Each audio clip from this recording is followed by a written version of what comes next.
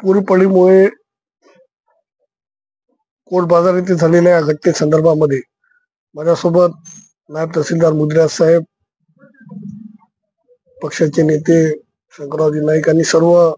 ग्रामसेवक, सर्व तलाठी, सर्व अधिकारी आणि गावातील सर्व प्रमुख मंडळी, सरपंच असतील, कंधार शहरातील सर्व प्रमुख मंडळी आम्ही या ठिकाणी आलो,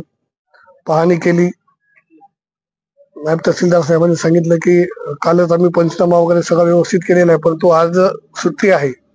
कालची आणि आजची सुट्टी असल्यामुळे उद्या ती फाईल पुटअप होऊन या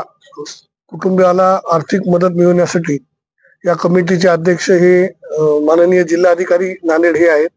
आणि त्याच्यामुळे त्यांच्याकडे ताबडतोब ही फाईल पाठवून देऊन त्याचा पाठपुरावा करण्याच्या संदर्भामध्ये आम्ही सगळ्यांनी या ठिकाणी चर्चा केली आणि त्या पद्धतीनं नायब तहसीलदार साहेबांनी त्या पद्धतीने आम्ही ताबडतोब तयार करून जसं ज्या पद्धतीने निधी जास्तीचा भेटल तो निधी आर्थिक म्हणून त्यांना त्या ठिकाणी देण्याचं या ठिकाणी मान्य केलेलं आहे. गावातील सरपंच आहेत, प्रमुख मंडळी आहेत, त्यांनी आम्ही सांगितलं की जे कागदपत्र आपल्याला लागत असतील ते कागदपत्र आपण प्रशासनापर्यंत पुरवावेत,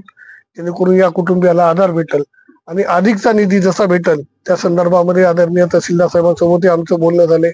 आणि जिल्हाधिकारी महोदयासोबत पण आम्ही चर्चा करू आणि त्या पद्धतीनं आपण त्या ठिकाणी त्यांचा प्रस्ताव पाठवून देऊन अधिकचा निधी आणि तो पण तात्काळ लवकरात लवकर भेटण्या संदर्भात आमचं या ठिकाणी राहील.